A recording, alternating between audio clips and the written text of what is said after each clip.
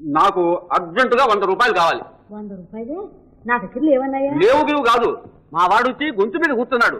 ఈ వాడ నువ్వు ఇవ్వాలి, నేను పోవాలి అంతే. నన్ను ఈడ్చి తిననా నా దగ్గర దమ్మిడి రాదు. అన్నడం కొయ్యడం ఎందుకులే, ఆ తాళాలు లేవు. ఏరి వాళ్ళేరి? ఎవరు ఆడపిల్లనా? అవును. వెళ్ళారులే. ఏమిటమ్మా నీ గడుస్తాను నువ్వును? ఇంటికి వచ్చిన వాళ్ళకి ఇదే నువ్వు చేసిన మర్యాద? సరేలే, మా అక్కయ్యకి మర్యాద తెలిస్తే నేను ఎందుకు ఇలా ఉంటాను? వచ్చింది ఉన్నవాడు ఎందుకు అదే. తినన్నాయ?